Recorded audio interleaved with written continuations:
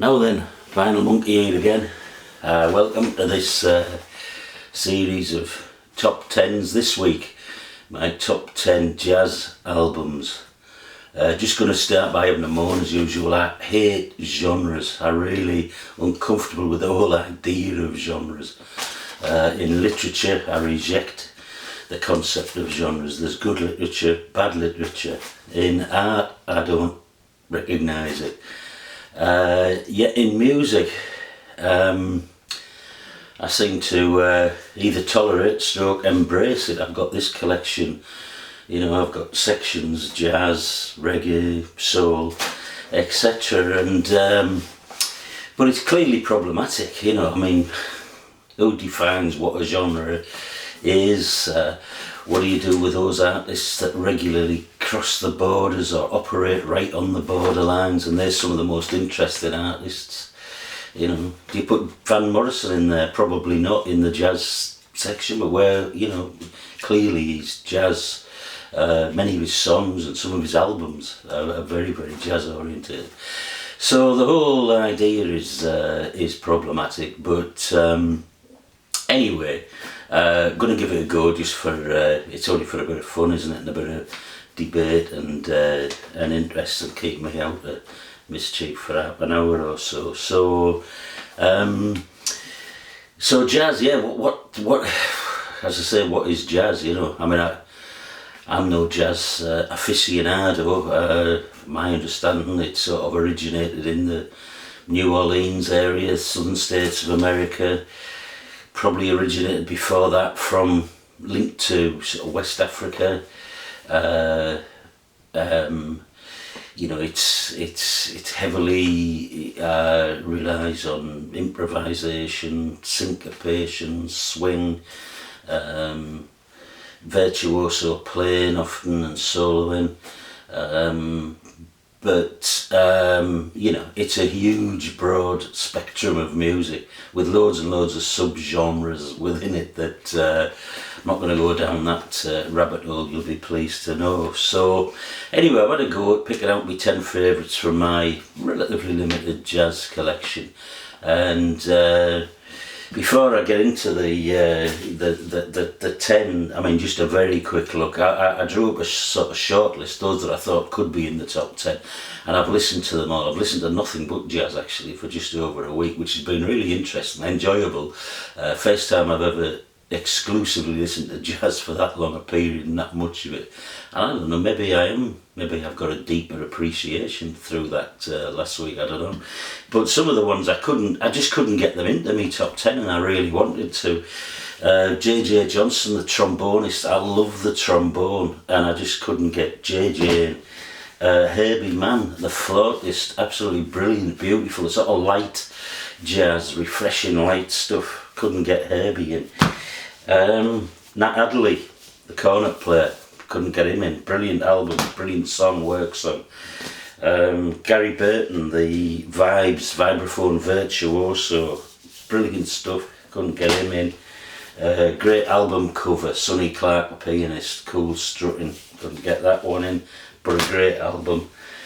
I love Nels Cline, the avant-garde jazz guitarist who also plays rock with Wilco, but I couldn't get that one in either. I mean, Ella Fitzgerald is not in my top 10. Apologies, Ella. Probably ought to be, but I don't know. Stan Getz, I just love his breathy saxophone sound. Yeah, not in the top 10. Dexter Gordon, similarly, the tenor sax player, beautiful stuff. Our Man in Paris, not in there. I wanted to get British jazz because it's important, the British jazz scene, and I've seen some great British players, and I thought, oh, maybe Tubby Hayes could get in there, Ronnie Scott from the Ronnie Scott band, but no, he's not in either. Joe Henderson, sax player, he does feature on some of my top 10 as a sort of sideman, is an understatement for the role he plays probably, but the albums where he leads, like this one, Page One, brilliant stuff in there though. How this guy isn't in, I don't know, probably because he does operate on the borderlands between jazz, poetry, rock. Gil Scott-Heron, brilliant stuff.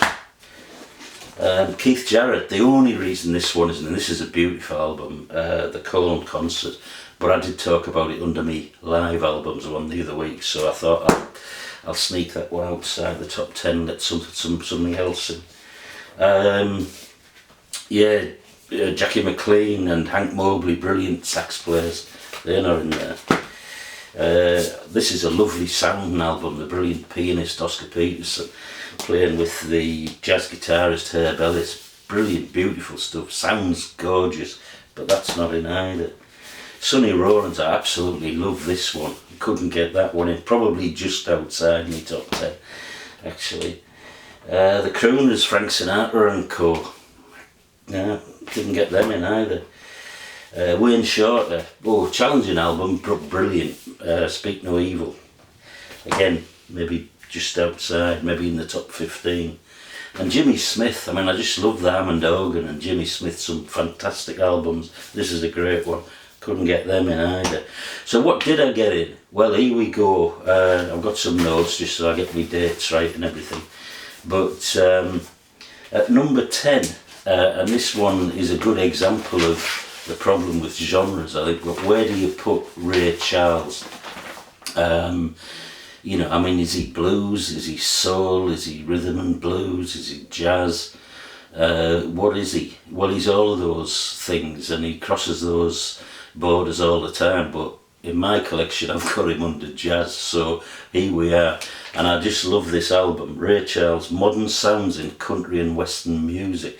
Just to throw another curveball, another genre, country and western. Ray Charles always lauded some of the great country songs, but at that time, and I'm talking late 50s, early 60s, this is from 62, but at that time it was a total anathema for a black person to be singing country songs. It was a no-go. There was segregation in the southern states of the US.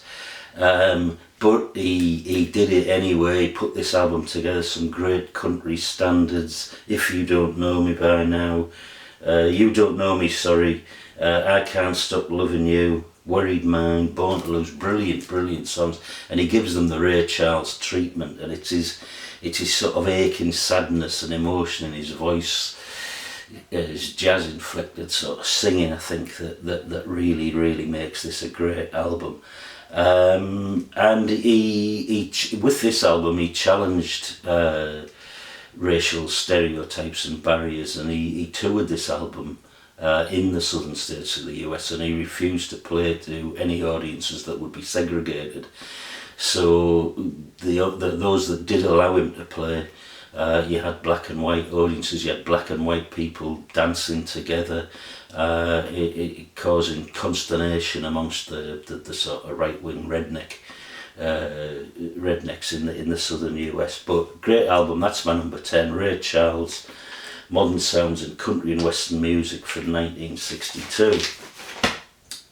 My number 9, beautiful album, this is Kenny Burrell, the jazz guitarist, playing with a trio, a lovely trio. So there's him on electric guitar, and then there's an acoustic bass and drums.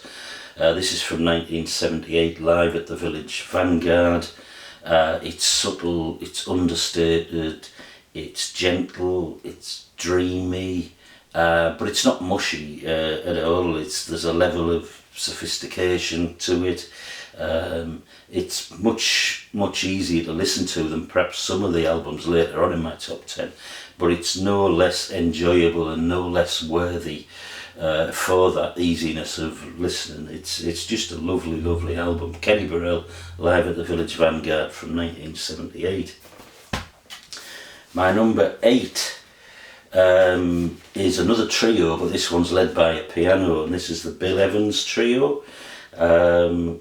On a Friday evening, lovely. It's actually the concert, the gig was 1975, but the tapes of the gig weren't converted into an album until last year. They'd sort of laid in a cupboard somewhere in Vancouver. But this was at a small venue called Oil Can Harry's in Vancouver, and Bill Evans is just a consummate jazz pianist. He's superb. I could have put any of Bill Evans' live albums. I think probably the live albums convey best, I think, his style. But this is lovely, and this is my number 8, Bill Evans Trio, on a Friday evening. My number 7, I just love Chet Baker's trumpet playing.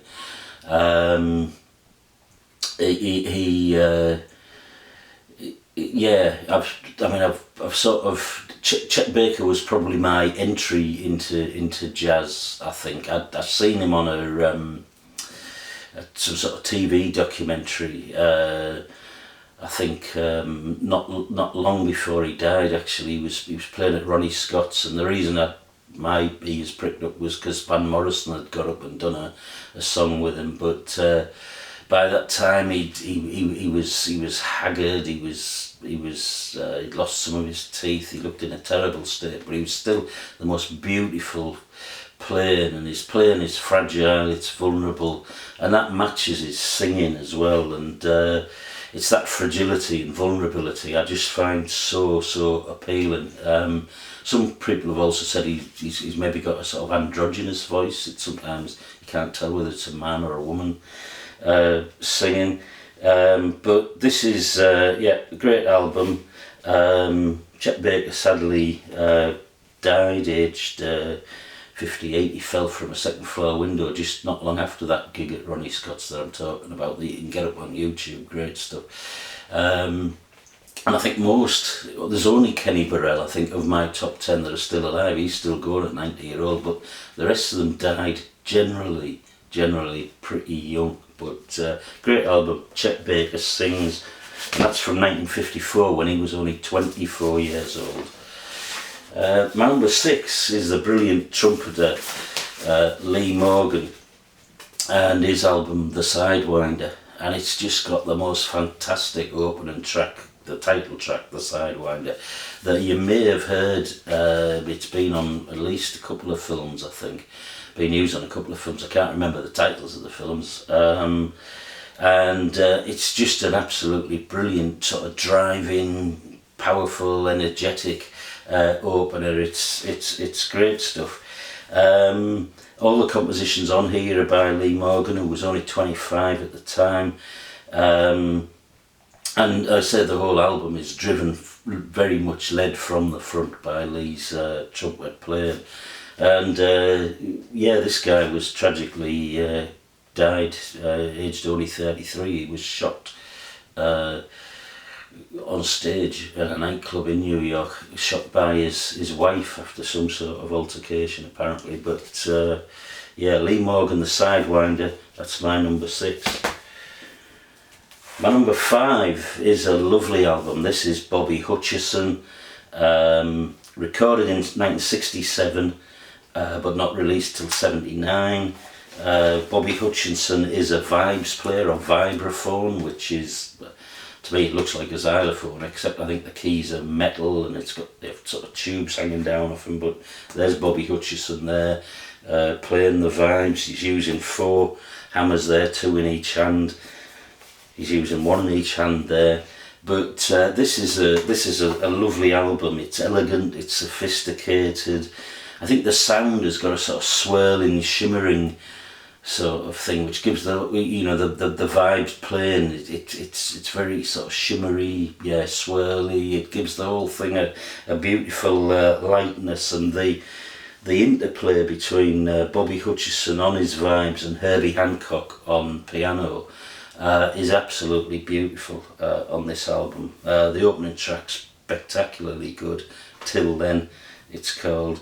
So that's my number 5, Bobby Hutcherson, recorded in 1967. My number 4, Charles Mingus, or is it Mingus? I never know how to pronounce this guy's name. I love Charles Mingus. I've got about 5 or 6 of his albums there. Those of you who know jazz would probably think, why haven't you put Mingus Our Home up, or one of the others? But I don't know why, but I just keep going back to this one. This is Mingus. And this is Charles Mingus leading a 10-piece ensemble, 4 saxophones, tuba, drums, flute. he plays piano and bass. He's a bass player and band leader, and he's a superb composer. Is Charles Mingus. But this has got great songs. It's got a great swing about it. Great solos in it, particularly his bass solo on Mood Indigo on this one. But brilliant stuff. Yeah, he died pretty young, 54 actually. Charles Mingus, when he died, he was actually, the last project he was working on was a Joni Mitchell collaboration, which she did bring out. But so that's my number 4, Charles Mingus. And sorry if I've pronounced it wrong. My number 3, I just love this guy. This is Thelonious Monk. He's a pianist, composer, absolutely brilliant, unique, I would say, piano style. He plays at a very percussive style. He plays with lots of sort of gaps and breaks and odd sort of rhythms. He was famous for saying, apparently, that the very profound quote, I think, the piano ain't got no wrong notes, because he often plays, and I don't understand music, I wish I did more, but he apparently often misses out some of the notes from the chords he's playing, and he plays some different or wrong notes in some of the chords, and it just reminds me of that, and I think I'm probably the first person ever to link Thelonious Monk with Eric Morecambe of Morecambe and Wise. But if anyone of a certain age might remember that sketch where Eric Morecambe was playing the piano terribly, and he said, what did he say? He said, I'm playing all the right notes, but just in the wrong order. Well, I think Thelonious Monk plays all the wrong notes, maybe, or some of the wrong notes, but in the right order, if you get what I mean. And anyway, it's brilliant stuff. I mean, the poor guy suffered all his life with mental health problems. He was in and out of hospital. Was undiagnosed. Some people thought it was bipolar or schizophrenia, but he struggled with that all his life. But he produced some absolutely brilliant work, and this is probably my favourite of the ones I've got. This is Monk's Dream from 1963, my number 3. My number 2, and I've held this one up before under the letter D, is Eric Dolphy from 1964, Out to Lunch. And Eric Dolphy he plays alto sax, flute, bass, clarinet, virtuoso player, but he was exploring the boundaries of jazz, really, or dismantling the architecture of jazz, or whatever you want to call it. But he was doing away with the idea of chords or scales or notes, and you know, some sort of free jazz, I suppose you would call it, or avant-garde jazz, and it can make it really, really difficult to listen to. And I think I did say when I held this one up before that, you know, playing it in the dark with a glass of whiskey was, you know, probably helpful. Well, I've re-listened to this a few times lately, and I've actually played it at various times of the day, and I've got to say, playing it even sort of relatively quietly because of the neighbours, you know, early in the morning with a coffee, it's brilliant. And it's one of those albums that if you can get into it, it's not easy to get into. It's easy to sort of reject it and think, oh God, that's too dissonant, too discordant. But if you can get into it and get it into your head, I think it's really, really rewarding, and you can listen to it again and again and again. And it is one of my favourites, and I've got it down as my number 2. So that's Eric Dolphy, Out to Lunch from 1964. And my number 1's, I hope you don't call me out for cheating here, but I've put a joint number 1 in, and that is I've put Love Supreme by John Coltrane and Miles Davis, Kind of Blue, as my joint number 1's. And I mean, John Coltrane, a tenor sax player. It's a lovely album, by the way. This is Analog Productions version, so an audiophile remastering of it, which sounds absolutely gorgeous. And he was a tenor sax player who apparently up until about 1957 he was a workaday sax player, on the circuit, and he got a break. He got into Miles Davis's band, and but Miles Davis, Coltrane had problems with heroin addiction and alcohol addiction. He turned up in a terrible state apparently for some sort of recording session, and Miles Davis allegedly punched him and then sacked him in 1957. And I think that later on that year, the wake up call that he was, in real trouble, came when he found God. And this is a message to and praise to God. Although, as an atheist, it sort of doesn't bother me.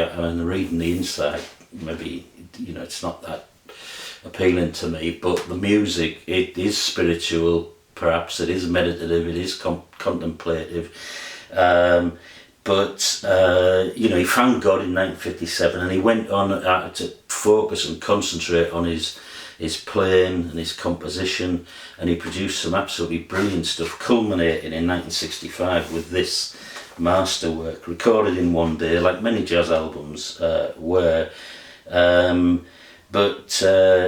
Brilliant. McCoy Tyner on piano, Elvin Jones on drums, Jimmy Garrison on bass, and the melodies in here, they sort of they circulate and they keep coming back and they get into your head, and they're very simple. Some of them, only maybe 4 or 5 notes in them, but really, really powerful album.